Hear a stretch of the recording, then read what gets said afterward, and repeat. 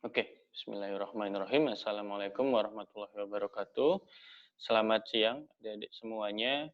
Selamat datang di kelas terakhir atau kelas pengganti dari kuliah rekayasa wilayah pesisir untuk adik-adik geomatika maupun adik-adik dari teknik kelautan. Di hari ini saya akan sedikit menjelaskan salah satu studi kasus atau salah satu contoh mengenai bagaimana sih pengembangan kawasan pesisir itu dilaksanakan. Ingat, dalam hal ini yang saya jelaskan tidak secara lengkap dalam arti betul-betul komprehensif. Mengapa? Karena yang komprehensif itu sampai sekarang juga masih belum bisa dilaksanakan. Tetapi yang saya jelaskan adalah sebuah peraturan yang mana sudah dilaksanakan di Provinsi Lampung mulai tahun 2018 ini. Nah, slide ini saya dapatkan dari Bapeda atau Badan Perencanaan Pembangunan Daerah Provinsi Lampung, yang mana kala itu disampaikan di kegiatan kuliah umum di program studi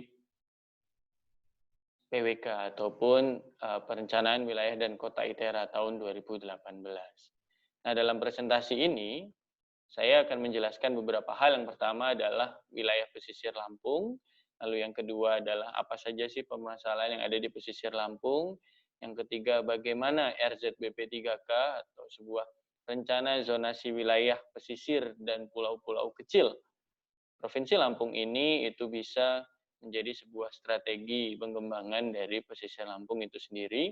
Dan terakhir contoh-contoh dari program prioritas wilayah pesisirnya.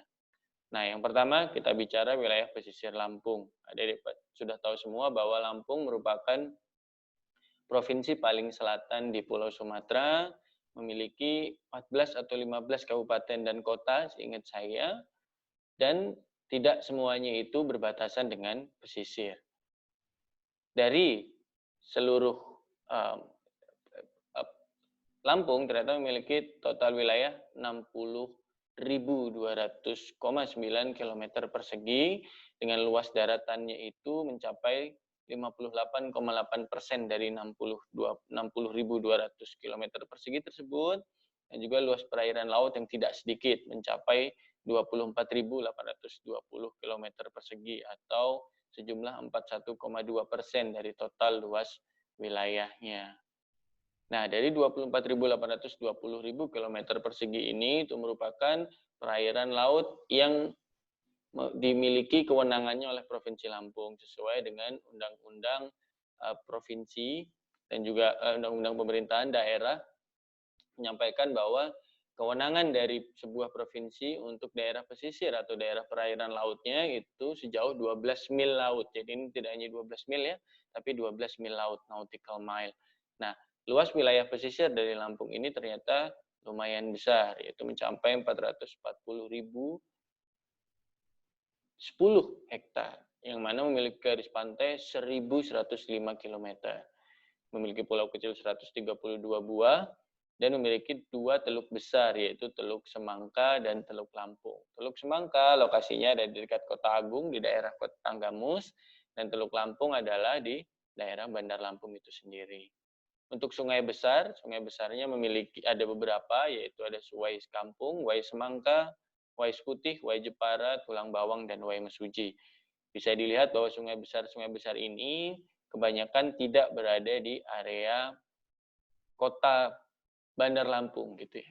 Wais Kampung, Wais Semangka, Wais Putih itu ada di area Lampung Tengah, ada di area Pringsewu, Pesawaran, dan juga Tanggamus, dan juga termasuk Wai Jepara, dan Tulang Bawang dan Wai Mesuji itu ada di daerah Wai Kanan, Tuba, Tubaba, dan juga Mesuji. Sehingga kalau kita ditanya, pesisirnya ada berapa Pak luasnya? Nah, ada 440.000 hektar, garis pantainya ada berapa? Ada 1.105 km, lalu teluk besarnya, atau kita bisa bilang salah satu teluk yang lumayan besar, ada 2 buah, yaitu di Teluk Semangka dan Teluk Lampung, serta sungai besarnya dalam hal ini adalah untuk keperluan das gitu ya, itu ada beberapa, ada 1, 2, 3, 4, 5, dan 6. Dan terakhir di slide ini, luas daerah tangkapan perairan air tawar atau bisa kita sampaikan yaitu dasnya adalah 17.807 km persegi. Yang mana kalau dilihat dibandingkan antara 17.807 km persegi dengan 35.376 km persegi dari luas daratan Lampung, itu berarti sekitar kurang lebih 50%, alias 50% dari luas daratan Lampung merupakan daerah das itu sendiri. Yang das dari mana? Das dari sungai-sungai besar dan juga sungai-sungai kecil yang ada di Lampung ini. Nah, siapa yang mengelola kalau itu? Yang mengelola adalah Dinas PU, dalam hal ini adalah ada yang namanya Balai Besar Sungai, baik itu Mesuji Sekampung maupun baik itu Sungai Semangka, Seputih Semangka, ataupun juga Sungai Tulang Bawang. Jadi ada tiga balai besar seperti yang pernah saya jelaskan di mana di kuliah pekan ke-11 atau 12 mengenai pengelolaan das. Selain di PU yang juga mengurus untuk infrastrukturnya, ternyata untuk pengelolaannya juga ada yang namanya BPDAS di bawah Kementerian Kehutanan Provinsi Lampung atau Dinas Kehutanan di Provinsi Lampung. Nah, itu adalah kondisi wilayahnya. Nah, ditambah tadi juga saya sampaikan bahwa ternyata di antara banyak kabupaten dan kota yang ada di Provinsi Lampung itu tidak semua memiliki atau berada di area pesisir dan pulau-pulau kecil. Ada ternyata hanya 7 saja, yaitu Kota Bandar Lampung, Kabupaten Lampung Selatan, lalu ada Kabupaten Lampung Timur, lalu di atas itu ada Kabupaten Tulang Bawang. Kalau kita berangkat ke kiri itu ada Pesawaran, Tanggamus, dan juga ada pesisir barat. Yang tidak dapat apa? Lampung Tengah, Metro, Pringsewu, Waikanan, Lampung Utara, Mesuji, Tubaba, dan juga Lampung Barat. Nah, perlu diingat bahwa ada 7, oh ya sama Metro belum disampaikan. Jadi ada 7 kabupaten dan kota yang memiliki area pesisir. Nah, kalau kita bicara selanjutnya adalah apa aja sih permasalahan yang ada di pesisir, gitu ya. Bisa kita lihat sama-sama mulai dari pekan ke-5, bahkan pekan ke-4, Pak Eka dan saya juga sudah menjelaskan lumayan banyak mengenai komponen-komponen pembangunan yang ada di pesisir, termasuk apa saja sih yang ada di pesisir. Tidak hanya ada fisik, tapi juga ada sosial dan budaya, ada ekonomi, lalu ada bagaimana ekosistemnya di situ, bagaimana kita memetakannya, dan beberapa komponen-komponen yang lain, yang mana secara umum oleh pihak-pihak di Bapeda, di Badan Perencanaan Daerah itu merangkumnya dalam sebuah slide, yaitu bahwa yang pertama wilayah pesisir itu menjadi sumber kemiskinan. Ini adalah sebuah review atau sebuah masalah yang terjadi di area atau tataran ekonomi gitu ya. Tidak hanya sebagai sumber kemiskinan, ternyata pertumbuhan wilayah ekonomi itu tidak inklusif antara daratan dan pesisir, alias tidak merata. Dalam arti daerah daratan yang bukan daerah pesisir itu biasanya jauh lebih kaya daripada daerah pesisir. Seperti yang sudah pernah Anda coba review juga di video di Sunda Kelapa ataupun di Tanjung Priok kemarin ya. Lalu selanjutnya ada masih rendah ternyata sumbangan sektor kelautan dalam struktur ekonomi PDRB Provinsi Lampung. Alias apa? Potensi. Kalau kita lihat luas pesisirnya kan luas sekali ya. Luas pesisirnya luas, sampai beribu-ribu kilometer persegi tadi ya, dan juga beribu-ribu hektar, itu ternyata tidak banyak yang dimanfaatkan dengan baik dan efektif. Sehingga tidak banyak menambah nilai ekonomi kepada Provinsi Lampung itu sendiri. Nah, selain masalah ekonomi, ternyata juga ada masalah sosial dan hukum. Yang mana pertama, pemahaman hukum oleh masyarakat di pesisir itu umumnya masih kurang. Dalam arti, kalau Anda lihat adanya sebuah, dalam tanda kutip, area yang mungkin red district gitu ya, atau kita bilang adalah zona merah, bukan zona merah COVID-19, tapi zona merah semacam lokalisasi itu juga ada di mana? Ada di pesisir. Alias orang di sana tidak seberapa memperhatikan dan juga tidak seberapa memiliki edukasi yang cukup mengenai hukum yang berlaku di Indonesia ini. Selain pemahaman hukum yang kurang dan juga ternyata terjadi kesenjangan sosial. Seperti yang juga pernah disampaikan Pak Eka berkali-kali, contohnya di perkuliahan pekan ini gitu ya, pekan ke-14 bersama beliau menyampaikan bahwa ternyata nelayan di banyak daerah itu hanya buruh saja gitu ya. tidak memiliki kapal. Persis seperti video yang juga sudah pernah saya minta Anda untuk review, bahwa ternyata di daerah Sunda Kelapa itu ada di Kampung Jafar dan ada kampung satunya saya agak lupa. Kampung satunya merupakan kampung buruh dan kampung sebelahnya adalah kampung pemilik kapal. Terjadi kesenjangan sosial yang sangat jelas terlihat di situ. Dan selanjutnya ternyata belum ada lembaga ekonomi desa di pesisir.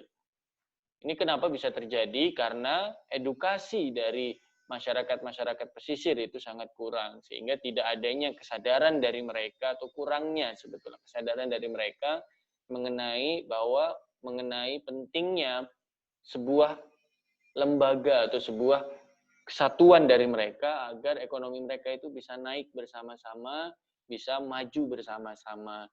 Lembaga ekonomi desa ini contohnya seperti apa? Seperti koperasi simpan pinjam, ataupun seperti apa lagi? Seperti kelompok nelayan yang memperjuangkan kesejahteraan nelayan dan juga memikirkan bagaimana menaikkan taraf ekonomi dari nelayan tersebut. Nah, sebetulnya dari sisi kampus ataupun dari sisi mahasiswa, sosial dan hukum ini sesuatu yang bisa tidak hanya kita observasi, tapi juga mulai kita rektifikasi atau mulai bisa kita tanggulangi. Seperti contoh-contoh nyata dan dasar adalah kita melakukan sekolah rakyat ke daerah pesisir. Seperti yang kita tahu, edukasi di daerah pesisir itu kurang. Sehingga kita bisa turun terjun langsung ke lapangan dan juga memberi pendidikan secara mendasar saja kepada anak-anak yang ada di situ. Pendidikan tentang lingkungan, pendidikan tentang bagaimana menghormati hukum dan juga pemerintah, lalu pendidikan mengenai kebersihan diri dan juga kebersihan sekitar, itu juga lumayan penting. Dan juga bisa jadi Anda bisa menambahkan pendidikan mengenai bagaimana manajemen ekonomi secara sederhana kepada orang tua yang ada di daerah pesisir tersebut. Karena di pesisir ini semacam gali lubang tutup lubang ya yang sering terjadi.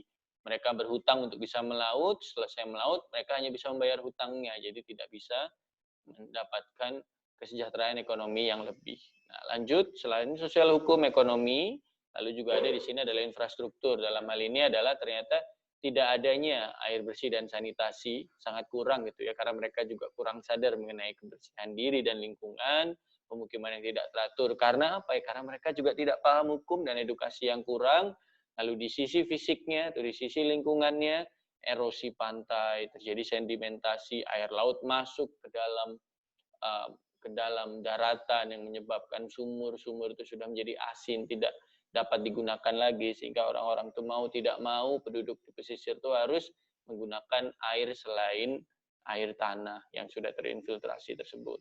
Dan juga terakhir, pemanfaatan daerah pantai tidak sesuai potensi. Mengapa? Karena kurangnya edukasi lagi-lagi, dan juga karena mereka sudah telanjur masuk ketika orang masih belum memikirkan potensi daerah tersebut apa. Jadi ketika kita sudah mulai memikirkan, oh ini bagus nih untuk dijadikan sebuah hal, tapi karena sudah ada orang di situ, dalam sisi kemanusiaan kita juga agak susah untuk mengubah atau memindahkan orang-orang tersebut ke tempat yang lain. Dan terakhir, apabila kita lihat bersifat sektoral, ternyata institusi dan instansi yang ada di daerah pesisir, baik itu Bapeda maupun KKP, Kementerian Kelautan dan Perikanan, baik itu Kementerian Sosial, Kementerian Daerah Tertinggal, mungkin dan beberapa yang lain, dan juga kampus, itu ternyata bergeraknya masih sendiri-sendiri, sehingga koordinasinya itu lemah. Itu yang banyak sekali masalah gitu ya, yang sudah pernah kita coba angkat gitu, dan ini khususnya terjadi di Provinsi Lampung, pesisir Provinsi Lampung. Contoh nyata saja di Bandar Lampung, tadi yang sudah saya sampaikan adanya lokalisasi di daerah Panjang, begitu ya, itu pertama. Contoh kedua, bagaimana orang-orang itu memiliki banyak daerah wisata-wisata di daerah Lampung Barat, tetapi yang kaya itu ternyata yang pemilik hotel, pemilik penginapan, pemilik kosan itu ternyata bukan orang Lampung Barat itu sendiri gitu ya. Sorry, Lampung Barat, pesisir Barat. Ternyata bukan orang daerah situ gitu. Ternyata orang luar yang berinvestasi gitu. Terus bagaimana? Apa yang terjadi dengan orang-orang yang di sana? Ya, ngaplo atau tidak mendapatkan apa-apa. Mendapatkan apa-apa pun mungkin hanya menjadi nelayan. Menjadi nahkoda dari kapal yang sebenarnya juga dimiliki oleh investor tersebut, atau hanya menjadi petugas kebersihan ataupun menjadi orang yang menjaga keamanan di daerah tersebut. Jadi tidak adanya pengembangan yang inklusif dan juga adanya kesenjangan sosial itu sangat-sangat terlihat di daerah pesisir, khususnya di Provinsi Lampung. Nah itulah, berangkat dari itulah dan juga sesuai dengan amanat Undang-Undang Kelautan Republik Indonesia, Provinsi Lampung membuat sebuah peraturan zonasi dan juga bagaimana mengembangkan area pesisir dan pulau-pulau kecil yang ada di Lampung gitu ya. Jadi dibentuk dalam sebuah RZWP 3K. Singkatannya apa? Rencana Zonasi Wilayah Pesisir dan Pulau-pulau Kecil. Ya, itu namanya adalah RZWP 3K dan itu merupakan Perda nomor 1 tahun 2018. Dalam penerapan RZWP 3K atau pembuatan RZWP 3K ini, semangat yang dibuat, yang diikuti adalah semangat mengembangkan, yaitu mengubah potensi yang hanya sedikit atau kecil menjadi sebuah hal yang memiliki kondisi yang baik. Artinya apa? Ini mirip seperti apa yang disampaikan Pak Eka, yaitu sebuah pembangunan dalam arti sebuah kondisi yang selalu maju terus-menerus, alias sebuah kondisi yang selalu mencoba untuk menjadi lebih baik secara kontinu, begitu ya. Nah, semangat itulah yang dicoba untuk diintisarikan dan juga ditarik menjadi sebuah peraturan, yaitu RZWP 3K Provinsi Lampung. Nah, ruang lingkupnya ini ternyata ke arah darat mencakup wilayah administrasi kecamatan di wilayah pesisir. Ingat tadi ada 7 kabupaten dan kota. Ke arah laut adalah sejauh 12 mil laut sesuai dengan amanat Undang-Undang pemerintah daerah yang menyebutkan bahwa wilayah kekuasaan dalam tanda kutip di laut oleh provinsi itu adalah 12 mil laut dari garis pantainya. Nah, pengaturan dari wilayah perencanaan wilayah pesisirnya itu dilaksanakan sesuai dengan RT/RW dan atau RDTR, Rencana Tata Ruang Wilayah dan Rencana Detail Tata Ruang yang berlaku. Nah, pengaturannya itu di daerah wilayah pesisir, bukan di daratannya ya. Jadi kalau daratan wilayah pesisirnya adalah RDTR ataupun RT/RW, kalau pesisirnya adalah RZWP 3K. RT/RW ada peraturannya sendiri, RDTR ada peraturannya sendiri, lalu RZWP 3K ada peraturan sendiri yang barusan saya jelaskan. Nah, fungsi RZWP 3K itu banyak sekali, yaitu sebagai pertimbangan menyusun RPJMD, yaitu bagaimana menyusun rencana pembangunan jangka menengah daerah, bagaimana bisa mengelola wilayah pesisir, dan yang paling penting sebetulnya adalah seperti semangat yang di awal tadi, bagaimana bisa membangun atau mengembangkan area pesisir ini. Nah, kebijakan pengelolaan RZWP 3K ini adalah harus memadukan semua aktivitas yang berkaitan gitu ya. Dan juga pengelolaannya serta pengembangannya itu harus secara terpadu dan berkelanjutan, persis seperti semangat dari kuliah yang kita ambil sama-sama ini, yaitu RWP, Rekayasa Wilayah Pesisir ini. Nah, kalau bisa kita lihat, ternyata alokasi ruangnya itu ada beberapa. Untuk pemanfaatan umum ada zona pariwisata, zona pemukiman, zona pelabuhan, pertambangan, perikanan tangkap, budidaya, industri. Untuk konservasi ada konservasi perairan, konservasi pesisir dan pulau-pulau kecil. Lalu untuk strategis nasional ternyata ada beberapa pulau-pulau kecil terluar, dan terakhir adalah ada alur laut. Kalau Anda bisa lihat, zona pemanfaatan umum bisa tergambarkan di sini bahwa ternyata secara umum zona pemanfaatan umumnya itu ada banyak, dan khususnya di bagian yang warna biru-biru itu sebenarnya adalah daerah konservasi atau daerah yang harus dipertahankan atau dijaga. Kalau Anda bisa lihat manfaat, ada yang jadi pariwisata, ada yang menjadi pemukiman, khususnya di warna biru itu ya, ada yang menjadi pelabuhan, pertambangan, perikanan tangkap, dan yang lain-lainnya. Nah, dokumen dari Pergub ini, Perda nomor 1 tahun 2018 ini akan saya share juga di e-learning kita sebagai salah satu bahan bacaan Anda, lengkap dengan peta-peta yang ada di sini. Nah, ini adalah peta kawasan konservasi. Kalau bisa Anda lihat di daerah selatan Pesawaran, khususnya di daerah Teluk Kiluan, di daerah dekat dengan Mutun ya, dekat dengan Tegal Mas dan beberapa pulau-pulau yang lain gitu, itu merupakan daerah konservasi yang tidak boleh untuk digunakan sebagai semua hal, kecuali harus dijaga atau harus dikonserv atau harus dikonservasi. Tidak boleh dilakukan apapun, wisata, penambangan, menjadi pelabuhan, bahkan menjadi sebuah pemukiman itu tidak boleh sebetulnya di daerah-daerah ini. Nah, ini strategis nasional, nanti akan saya jelaskan di belakang, ada beberapa area strategis nasional yang memang ada di Lampung, seperti contoh di Pelabuhan Panjang, ataupun ini adalah area wisata, dan juga di sini juga ada area wisata lagi, tapi nanti akan saya jelaskan lebih lanjut di belakang. Nah, ini adalah peta alur laut yang ternyata kalau Anda lihat tidak hanya sebagai sebuah alur laut saja. Alur laut itu tidak hanya melingkupi di laut, tapi ternyata juga ada alur laut yang ada di darat.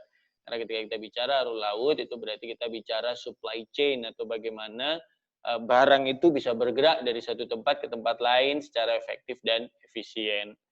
Nah, lanjut gitu ya, di bagian terakhir saya ingin menjelaskan sedikit mengenai program prioritas wilayah pesisir.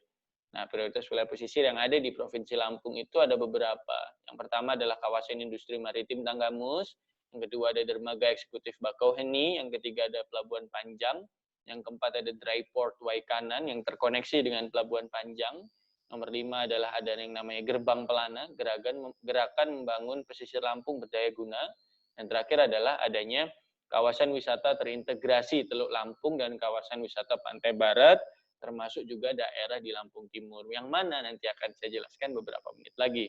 Nah, yang pertama kita bicara di industri maritim Tanggamus. Industri maritim Tanggamus ini merupakan sebuah industri yang khususnya ingin dijadikan sebuah kawasan industri pertahanan.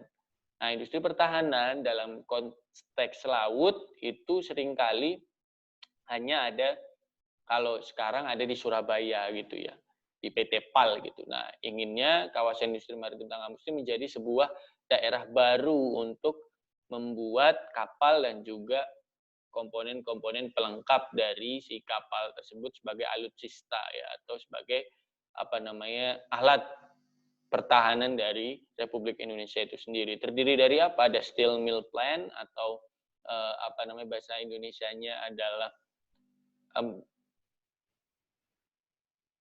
untuk membuat besi gitu ya. Lalu ada fasilitas publik, lalu ada dockyard atau ada tempat untuk membangun si kapalnya itu sendiri, lalu ada industri secara umum, lalu ada crude oil atau dalam hal ini adalah storing dari minyak mentah, lalu ada harbor yaitu ada harbor atau pelabuhan dalam hal ini, lalu ada ship recycling alias ada bagaimana kita bisa mendaur ulang kapal yang sudah mungkin tidak bisa dipakai ataupun yang rongsokan gitu ya, ada shore base alias ini adalah ada sebuah area yang digunakan sebagai daerah mangkalnya si tentara itu tadi, ada warehousing, ada supporting area, ada new city development, dan ada urban open space. Intinya adalah kawasan industri maritim Tanggamus ini akan digunakan sebagai apa? Sebagai tempat baru dalam membangun kapal dan juga alutsista khususnya di daerah kelautan di Indonesia. Itu yang pertama. Yang kedua ada dermaga eksekutif Bakauheni sudah terbangun ya, kalau Anda orang Jakarta ataupun orang Jawa yang kuliah di ITERA dan sering bolak-balik dari Jakarta ataupun dari Jawa menuju ke Lampung, ada dermaga eksekutif Bakauheni ini. Kenapa kok ada sih dermaga eksekutif Bakauheni ini? Sebetulnya adalah untuk merangsang atau untuk menambah kecepatan atau dalam arti untuk menambah volume orang dan juga barang yang bisa masuk ke Lampung melalui jalur Bakauheni tersebut. Karena lumayan gitu ya, dermaga eksekutif Bakauheni ini bisa menghemat perjalanan dari yang awalnya hanya 3 jam menjadi hanya 1 jam saja. Artinya kalau kita dalam perjalanan dari Lampung menuju ke Merak misal, ataupun dari Jakarta menuju Lampung sebaliknya, dalam waktu biasanya kalau berangkat jam 9 malam menggunakan Damri itu sampai di Gambir itu bisa sampai jam 6, jam 5 pagi. Bisa jadi karena adanya dermaga eksekutif plus tol gitu ya, hanya membutuhkan waktu 4 sampai 5 jam saja. Artinya betul-betul menghemat waktu satu dan juga menghemat bahan bakar. Walaupun memang nanti ada sesuatu yang harus dibayar lebih, yaitu secara ekonomi juga harus dibayar lebih gitu ya, membayar dermaga eksekutif jelas lebih mahal daripada dermaga biasa gitu ya. Kalau untuk kendaraan mobil kemarin terakhir itu untuk dermaga biasa 150 sampai 300 ingat saya, lalu untuk dermaga eksekutif adalah 550.000 gitu, hampir 2 kali lipat. Apalagi kalau untuk truk yang besar gitu. Tapi ternyata melihat ke sana terakhir kali, truk besar pun juga sering masuk ke dermaga eksekutif karena memang lebih cepat, sehingga sangat berguna gitu ya. Lalu selanjutnya adalah adanya integrasi pembangunan infrastruktur. Yaitu bagaimana dari kawasan Pelabuhan Bakauheni dilanjutkan jalan tol Trans Sumatera dan ditambah dengan kereta api Trans Sumatera. Artinya apa? Di daerah pesisir itu selain juga membangun area pesisirnya, kita juga harus memikirkan koneksi antar intermoda gitu ya kalau bagi teman-teman PWK. Intinya adalah bahwa kalau sudah sampai di Bakauheni itu ingin menyebar ke Lampung itu harusnya dengan mudah gitu ya, dengan tol lebih cepat, lalu dengan kereta api juga lebih cepat sekarang gitu ya. Nah, karena nanti ternyata rencana jalur kereta api Trans Sumatera gitu ya, nanti dari mana namanya, kan selama ini kita biasanya berhenti di Tanjung Karang begitu ya. Selain di Tanjung Karang, ternyata sebetulnya ada juga kereta api yang bisa lanjut langsung ke Tarahan, tapi biasanya hanya digunakan untuk batu bara. Nah, selain itu ternyata nanti juga mau ditambah seperti yang disampaikan di poin terakhir, yaitu ada feasibility study yang sudah dilakukan, ingin membuat trase dari Tarahan menuju ke Bakauheni. Itu ya. Jadi mungkin suatu saat akan bisa jadi Anda dari Jakarta, khususnya dari Rangkas Bitung misal gitu, atau dari Manggarai, Anda bisa berjalan naik kereta ke Rangkas Bitung, lalu kereta ke Merak, lalu Anda lanjut menggunakan kapal gitu ya, dari kapal turun ke Bakauheni, tidak perlu naik bis ataupun omprengan lagi, Anda bisa langsung naik kereta api yang menuju langsung ke stasiun Tanjung Karang. Jadi full pakai kereta gitu ya, itu bagus sekali, persis seperti kalau dari Jawa ke Bali, hanya saja kalau ke Balinya sampai di Gilimanuk tidak menggunakan kereta lagi, tapi menggunakan bis Damri biasanya yang menjadi pengganti kereta api dari Banyuwangi. Nah, ini adalah pelabuhan panjang, selanjutnya gitu ya, akan dibesarkan lagi dan juga ingin dibaguskan lagi lah istilahnya gitu ya, karena merupakan salah satu dari area penting dari nasional ini gitu, dari Indonesia ini merupakan salah satu area penting strategis nasional. Dan ternyata selain dipanjang, ingin ada namanya dry port. Dry port ini bahasa Indonesianya adalah pelabuhan yang kering. Apa sih pelabuhan kering itu, Pak? Pelabuhan kering itu pelabuhan yang ada di tengah daratan, tidak ada laut-lautnya sama sekali, tapi dianggap sebagai pelabuhan. Maksudnya apa? Maksudnya adalah pelabuhan itu kan biasanya berfungsi sebagai apa? Sebagai tempat bongkar dan muat barang gitu ya. Bongkar dan muat barang dari kapal dan menuju ke kapal. Nah, dry port ini maksudnya apa? Dry port itu seperti kelanjutan dari seaport yang ada di laut ini atau seaport. Jadi dry port merupakan kelanjutan dari seaport. Alias apa? Dari seaport ini nanti akan bisa terkoneksi dengan dry port ini menggunakan moda yang ada. Bisa jadi contoh dalam hal ini adalah menggunakan kereta api ada di dekat stasiun Tanjung Rajo itu, lalu ada jalan tolnya gitu ya, Anda bisa lihat di sini gitu ya, flyover jalan tol. Lalu juga nanti jadi apa? Jadi ketika dari Bakauheni, dari Panjang itu nanti barang-barang yang ingin disebarkan di daerah Waikanan dan sekitarnya itu bisa langsung dibawa menggunakan truk ataupun menggunakan kereta api, dibawa di Waikanan, baru nanti setelah di Waikanan dibagi ke tempat-tempat yang sesuai kebutuhannya, alias menjadi sebuah penopang atau pembantu dari si seaport atau pelabuhan laut panjang tersebut. Ini adalah guna dari dry port Waikanan. Nah, yang terakhir adanya 3 pembangunan kawasan wisata, yaitu yang pertama adalah area Teluk Lampung, baik itu Maitam, Pulau Legundi, misal Pulau Sebesi, Sebuku gitu ya, Tanjung Putus, Pahawang, Kelagian gitu, Tegalmas, Pulau Tangkil dan pulau-pulau yang lainnya gitu ya. Nah, itu adalah yang pertama. Untuk yang kedua adalah ada di di pantai barat gitu ya, di daerah saya kok lupa namanya, di daerah pantai barat itu sangat banyak gitu ya, yang biasanya bule-bule itu sangat suka gitu menuju ke pantai barat ini gitu. Jadi itu sebuah peluang banget. Dan terakhir adanya Taman Nasional Waikambas yang juga sangat penting untuk pariwisata di area Lampung. Nah, jadi inilah salah satu contoh dari pembangunannya. Kelasnya sudah selesai, saya tutup. Jangan lupa bahwa silahkan buat catatan, kelas ini tidak seberapa lama, mungkin yang membutuhkan waktu 30-40 menit untuk menontonnya. Catatannya nanti bisa dikumpulkan paling lambat jam 6 di di Google Classroom kita. Dan ingat, salah satu soal UAS ada dalam slide ini. Jadi tolong diperhatikan dan bisa absen sesuai dengan skemanya. Terima kasih. Sekian dari saya, kelas saya tutup. Wassalamualaikum warahmatullahi wabarakatuh.